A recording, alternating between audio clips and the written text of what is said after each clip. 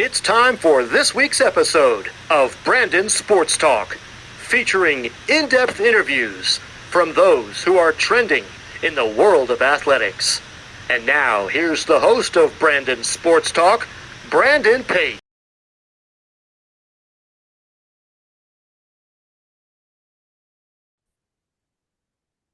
Welcome back to Brandon Sports Talk. In today's episode, I have the privilege of interviewing the Clark Atlanta's head track and field coach, Coach Dr.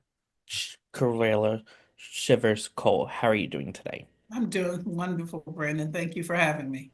Thank you. Can you talk about how you knew that you want to get started in coaching in college track and field?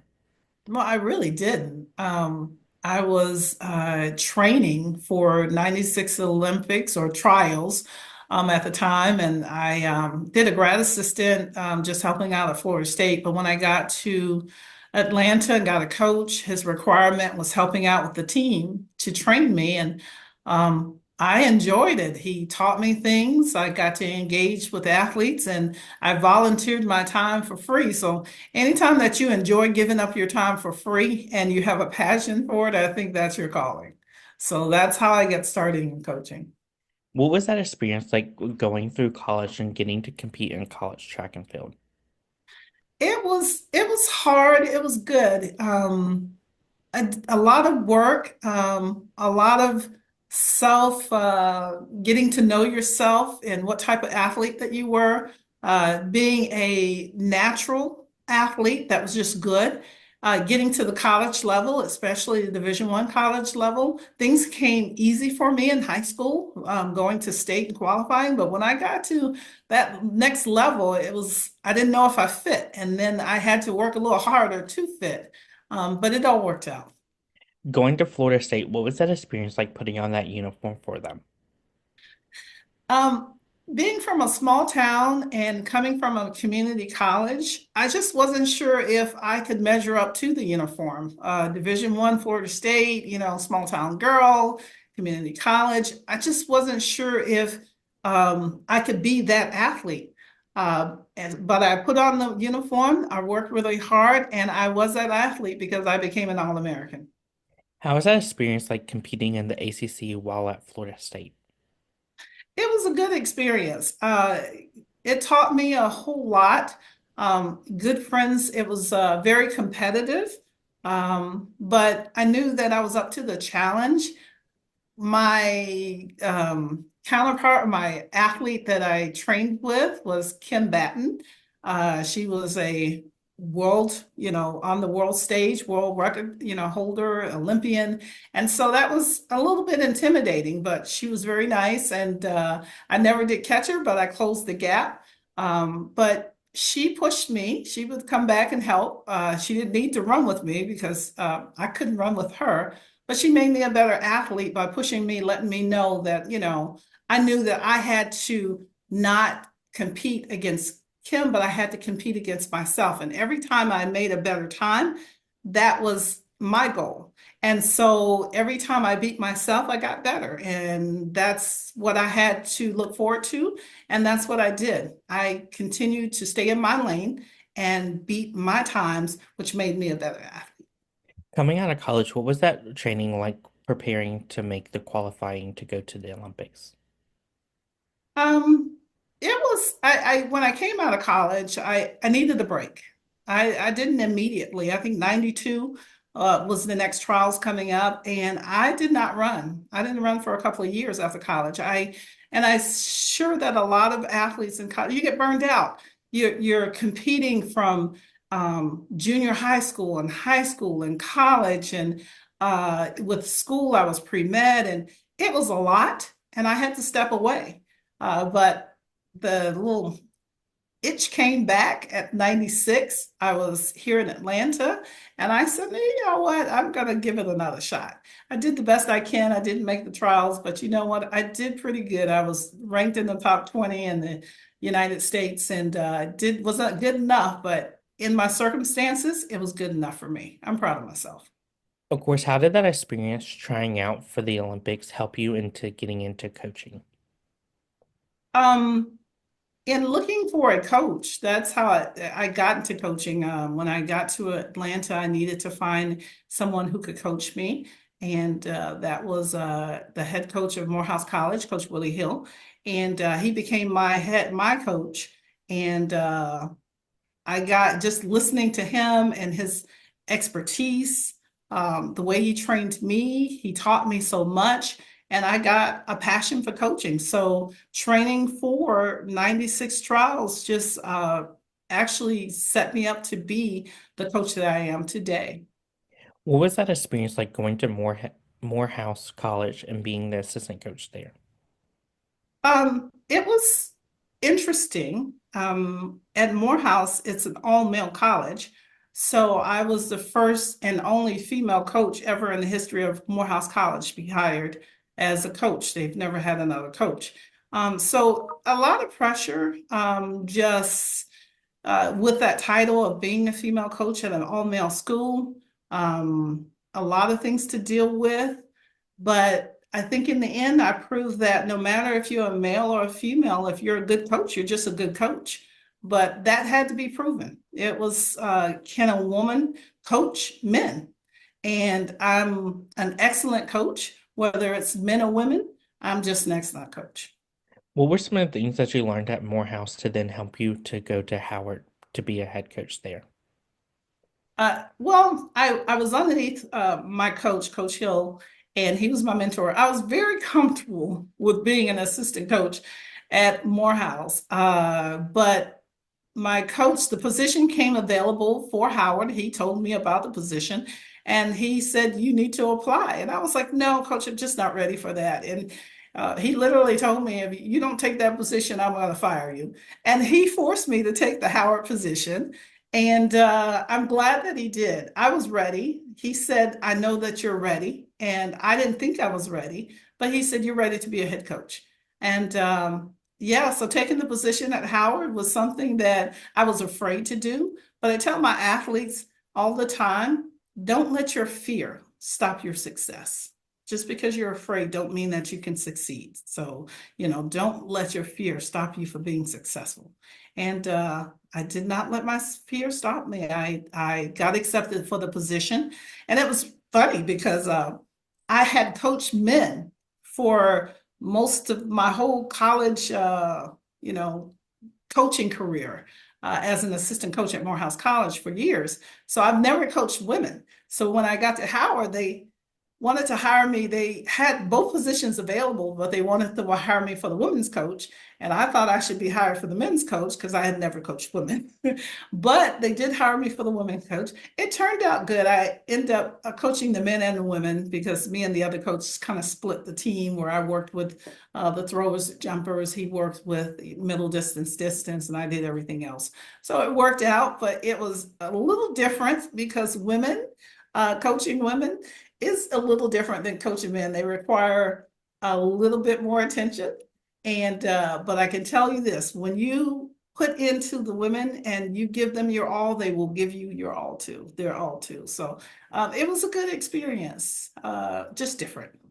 What was that feeling like being announced as a head coach for the first time? It was great. I think it was something that I had a passion for, and to know that I'm the head coach, I think it made my parents really proud. It made me proud.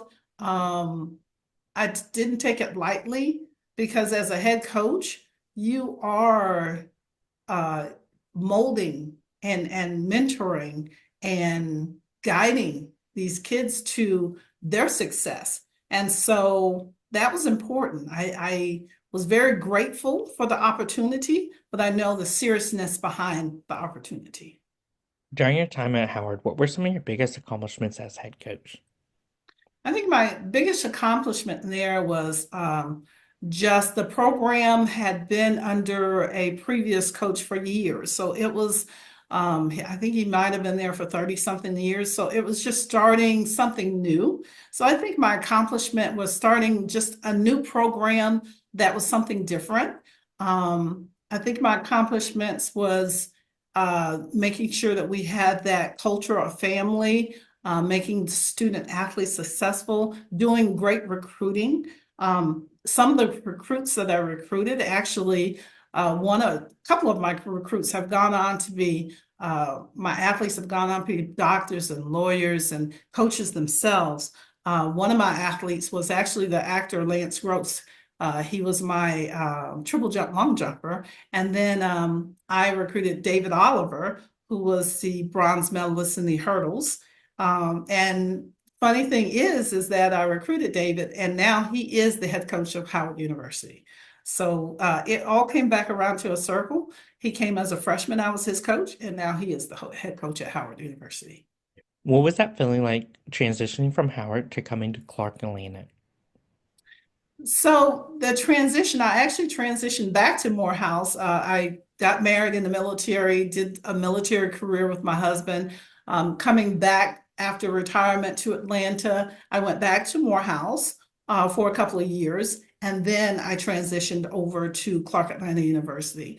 Because Clark Atlanta and Clark and Morehouse and Spelman are all part of that Atlanta University Center, it is a home. So Morehouse was home, but Clark transitioning is home to me too. So I just felt like I didn't leave home because we're all one big family in the AUC. So the transitions was not difficult. It had been a while since I had been head coach. So I was kind of used to doing the assistant coach where, uh, the head coach tells you what to do. If there's an issue, you just tell them, go see the coach, go see the head coach. But coming over now to the head coach, I am the head coach. So everything has to come through me, all the problems, so everything. So that took a minute to get back used to that as being an assistant coach and taking all the responsibilities of a head coach. But as when I took over the first head coach position at Howard, I was ready. Of course, what was that feeling like on the typical track meet when you became a head coach at Clark Atlanta for the first time? So this is still my freshman year at Clark. So actually, January will be a year for me.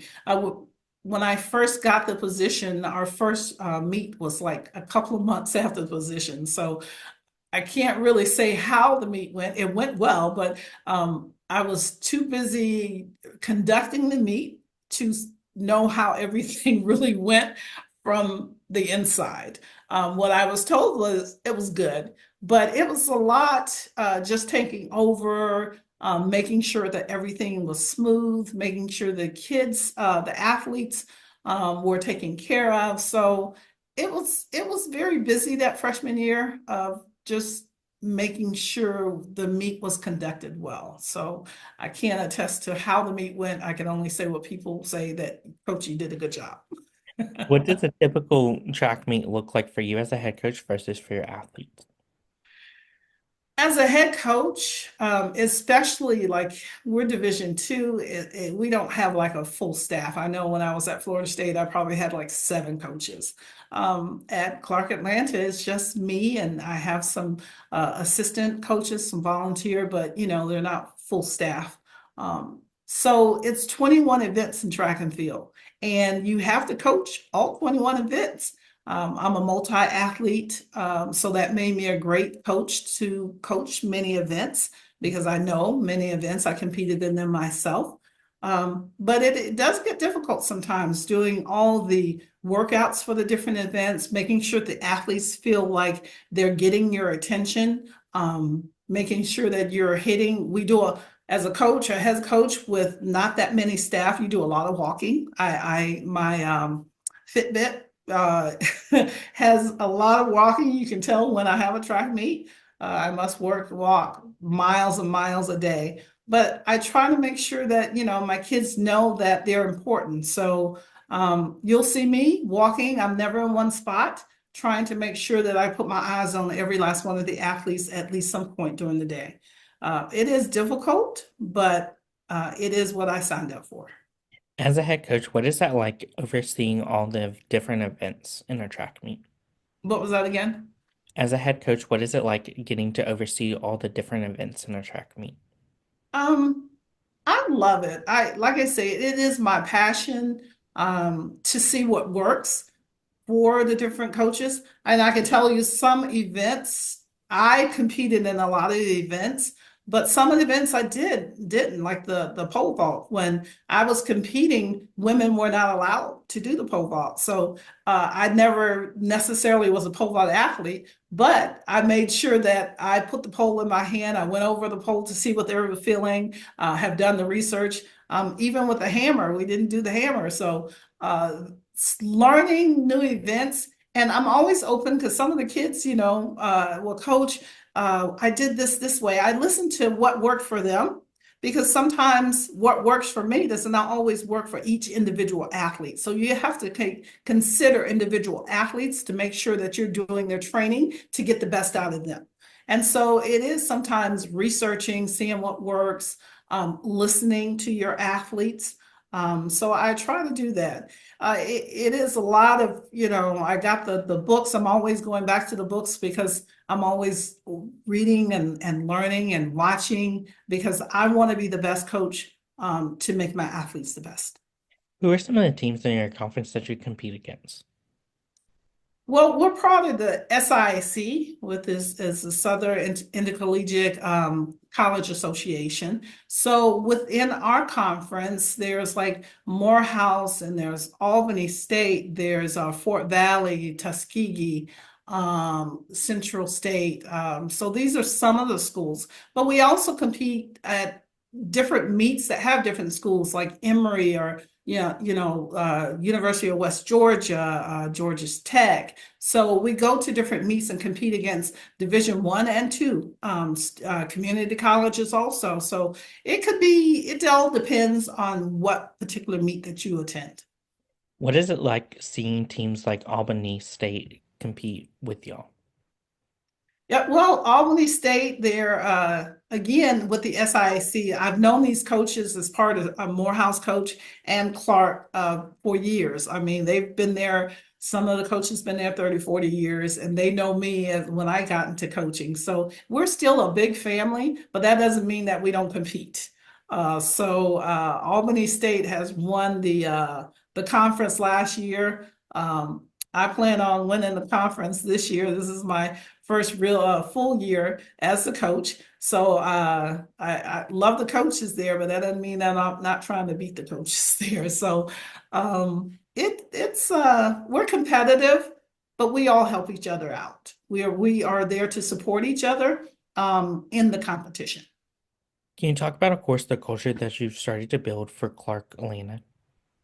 I think the culture that I started to build is that, and I always tell my athletes, you are a student first and an athlete second. I cannot use the student without the athlete. I mean, I can't do the athlete without the student. You're here for your education, and I want to make sure that you get your education. But then I also tell them that you have to be, the full person. If you are your best self, I get the best athlete. And so I want all my athletes to be the best that they can be. That not comparing them to anyone else, not comparing them to someone in the classroom or someone on the track. And just like with me, if I had compared myself to Kim Batten, it would have been stressful because I could not run her race. I could only run Carmellia Shivers at that time, the race. And that's the race that I ran. And running my race, never got me an Olympic medal, but running my race got me to be an All-American. And that's what I could do. So I want them to stay in their lane and run their race. And just like, I talk about Edwin Moses sometimes, he never lost. But the thing of it is, if no one ever beats you, then you have to beat yourself. So every time that you step on the line and you make a time, if you beat that time and the next time you beat that time, who knows where you're at? You are. Every time he beat his time, he was the best. He ran against himself to be the best. You run against yourself, stay in your lane to be your best. And that's what I tell my kids. In order to be the best, I need your best self because that's the best athlete that I'm going to get.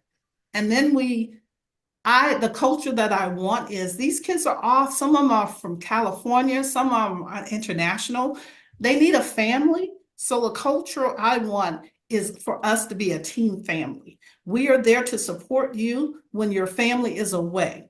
Now, are we perfect? No. Are we a dysfunctional family sometimes? Absolutely, yes.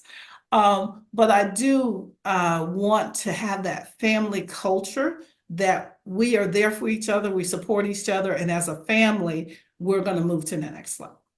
What does that recruitment process look like for those prospective student athletes? And as head coach, what do you look at in those prospective student athletes? Um, so with student athletes, um, because I want to go to the next level, I'm kind of upping the game for Clark Atlanta University of what kind of athletes I am recruiting. And it's not always easy because we really don't have like the scholarships of the bigger schools to get those particular athletes. But that does not stop me from striving to get those particular athletes. But I would say with any recruit, and I have, did volunteer work for high school and middle school and community, for programs, track and field programs. Um, and I always tell them, make sure you go somewhere where you fit and make sure that it's going to be a good fit for you. When I say that, I mean that, if you are a Division II athlete and you want to attend a Division I school, then you're not going to get that scholarship that you want, so be prepared for that. You may not be that top runner that you would like to be, so be prepared for that. But if you are a Division II athlete and you're running enough for Division II time, you may get that full scholarship at a Division II school or even a community college school. See where you fit and see where you're going to be most successful, and then apply or reach out to those particular schools, because you'll be a lot happier knowing that I qualify for scholarship. I am going to be one of the best on the teams, and make sure it has a program to fit you, whatever major that you're going to go to. So I always tell people, sometimes when you look at the school, like I want to go to Florida State, I don't think that if I had started off at Florida State coming out of high school and not going to the community college, I would not have been a good fit for Florida State. The community college for me was the perfect fit, and it allowed me to grow as a person and an athlete to be prepared for Florida State. So going to community college was a great fit for my next level. So make sure that you fit wherever that you decide that you would like to compete.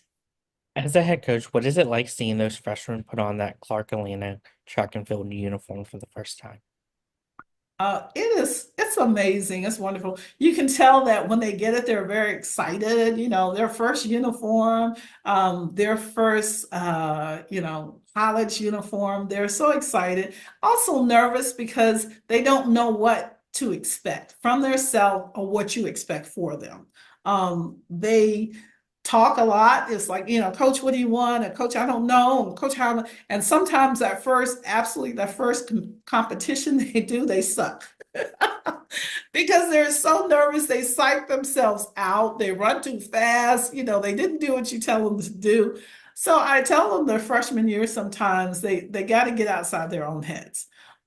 So just I tell my freshmen to get started with your college time, which may be better or worse than your high school time. Sometimes you're going to get worse before that you get better.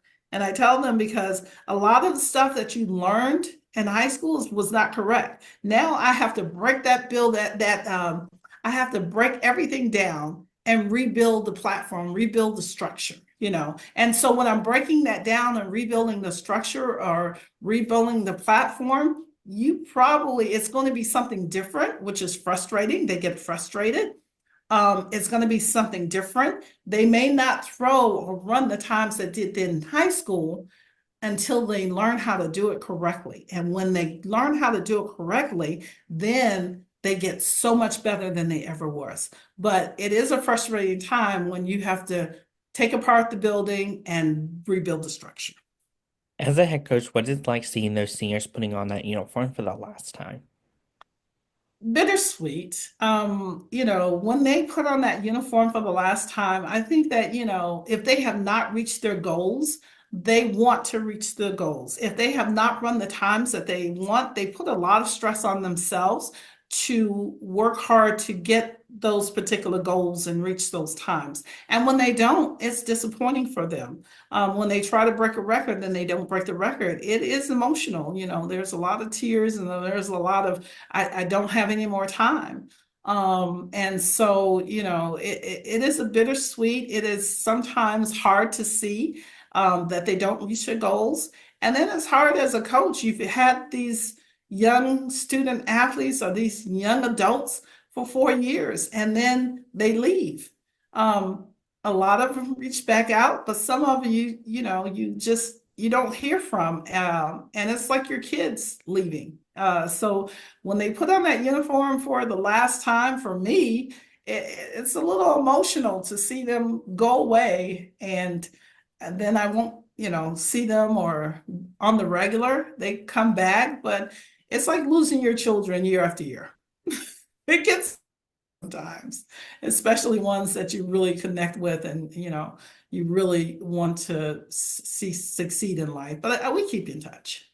As a head coach, what is it like seeing your players go on and getting into coaching after their playing career? There's been a couple of my players that have been coaches.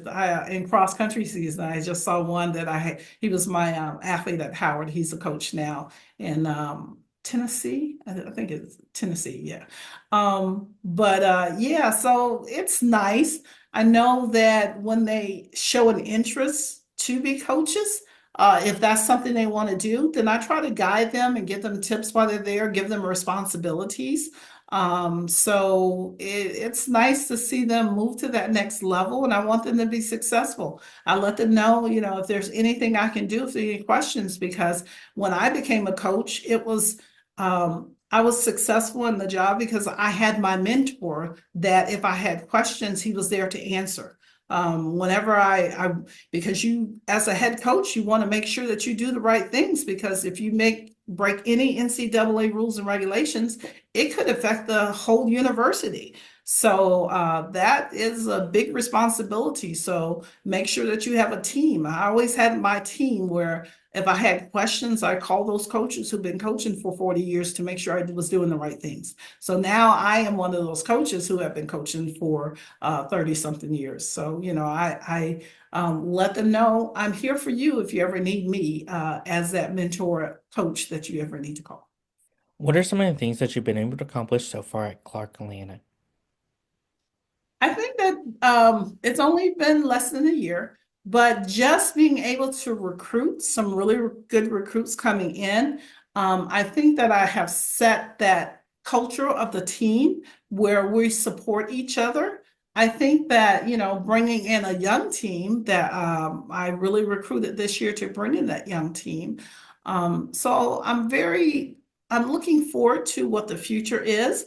I think that one of the things that I have done with the team that I brought in is that giving them the goal that we can go to the next level, and that is nationals, NCAA nationals, as a team. We've had individual people go, but I don't think that at Clark we really had a team go. And that is my goal, to qualify a team for NCAA nationals. And my goals for the team is to be on that national standard levels, top 3, top 5, in the next couple of years. And I need my athletes to be all in.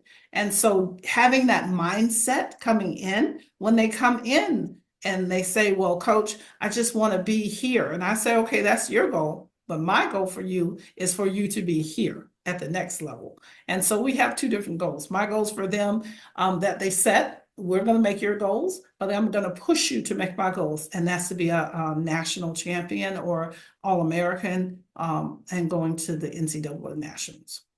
What are some of your future plans for the program moving forward? And that was one of the future program one of the first future programs I want to make sure is that every year that I have 100% graduation rate. Every athlete that I bring in, I want to make sure that they make those 4 years and they get that degree. That is the main goal they are there for school, is to graduate. So absolutely the goal of the program is to have 100% graduation rate. The next goal is to, of course, win our conferences and go to the nationals and be a nationally ranked team. I each and every year I would like to be a nationally ranked team, as Clark University is going to be one of those teams that they're going to nationals and they're going to perform. What advice would you give those incoming freshmen entering their first year of college track and field? The advice that I would give the freshmen is that it's going to be a balance. Life, school, track and field. It is a lot for freshmen that freshman year. Don't do too much life, because when you do too much and partying and hanging out, then your grades suffer. And when your grades suffer, then you can't compete. So I tell you have to find the balance between studying, between socializing, and between practice time. And it's hard sometimes for them to find that balance. So that is the first thing, is that you're going to have to find the balance. Know that what you're there for, and you're there to get your education, but you're also there, especially if you're a scholarship athlete, it's your job to be out on that track too. And my philosophy is, I tell the kids all the time, you ask them, when you come to me with a problem, then you need to have the solution. So all problems that you come, I don't mind hearing your problems, but when you come with your problems, I want to hear the solution too. And so what is your solution? And so they usually, like, Coach, you told me this is the problem, now this is the solution. Now their solution don't always work for me, but I'm very glad they bring the solution. But between all of us, we do come up with a reasonable solution. And I think that gives them the critical thinking that they need, is that I'm not going to solve all your problems. You have to solve some of those problems yourself. What advice would you give those college juniors transitioning into being seniors and leading the program? College seniors, you said? Mhm. Yes. So transitioning into being a college senior and leading the program is a lot of responsibilities for life. I think that track and field or any sport can help prepare you for the next level in life. And this is all that college is for, is preparing you for your future.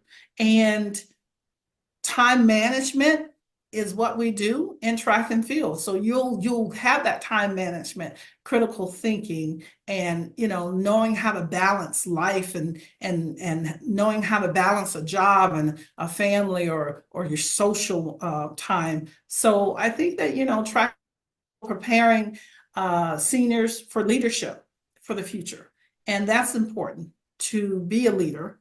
And being a leader is not always easy, and not everybody's going to be a leader. Some of them are going to be good followers, because I tell them all the time, everybody can't be a leader, but in order to be a leader, you have to have great followers. So whether you're going to be a leader or a follower, you have to be your best self. And so just getting ready for life that senior year, or is talking about being your best self, being ready for leadership, being ready to go out into the world and have no fear. What advice would you give those athletes that have aspirations of competing on the national level and making it to the Olympics? It's going to take hard work. It's going to take sacrifices. It's going to take hard work. It's going to be, you can't just all do it on the track. You can't just go and be on that next level and practice 2-3 hours out of the day. It takes getting the right amount of sleep. It takes making sure that you're eating correctly. It takes with the meditation. It takes the practice. It takes the weight room, and it hurts. I mean, to say that you're going to compete on that level, everybody is a good athlete. I tell them all the time is that, and it has a lot to do with your mindset, and it has a lot to do with how much you want it. You can say that you want it. Me and you can train exactly the same. We can be the same athletes. We're going to come in together, but it's all coming down to, Brandon, do you want this or do I want this? And when we get to the finish line, who wants it more? And so you got to really, really want it. And I want it more, Brandon. So I'm going to push that little extra to beat you at the finish line. And that's what it's going to take. How much do you really, truly want this? And do you want to hurt to get it? And yes, it's not going to be easy, but are you ready to take that challenge? What advice would you give those players that have aspirations of getting into coaching? um, to reach out and let people know. You know, if you have aspirations to get into coaching, reach out to the coaches and let them know I'm interested in coaching. Ask those questions, find out, do your research, and also doing some volunteering. Because that is definitely how I came into my coaching, is that I volunteered, I helped, and then that led to a position for me. So I would just tell them, make sure that you're reaching out to coaches, make sure that you're getting information, make sure that you're doing some training, make sure that you're, leaning on the expertise of people who have done it for a long time, and get some experience behind you.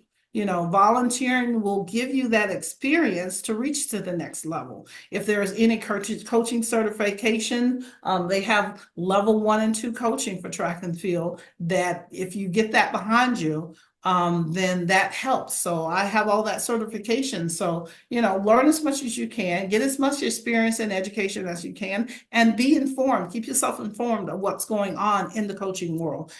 Join memberships to get information. Make sure that you're getting all the magazines and coaching information, track and field, so you can be abreast of what's going on within the field. Yes. What advice would you give those future college head coaches looking to get started in being head coaches and leading a program? Yeah, I would say the same thing. Especially if you are looking for a college coach, reach out to college coaches if that's where you want to be. If you're going to start on the high school level, you reach out to high schools. Make sure that you're checking. There's so many positions out there that you could apply for, making sure that you have that experience. But you may have to be ready to move. A lot of the positions are maybe on the West Coast, on the East Coast, Central, so are you ready and willing to make those travel moves for yourself to better your career?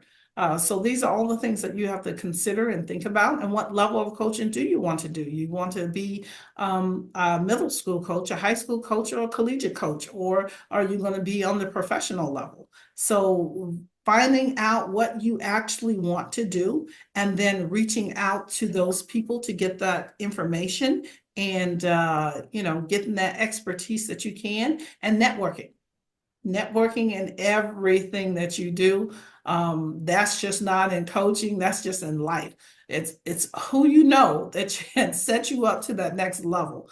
We all know that, and that's still true today. So make sure that you network, so when that opportunity comes available, you're in the back of someone's mind. Oh, you know what, Brandon, he was interested in this. We should give him a call.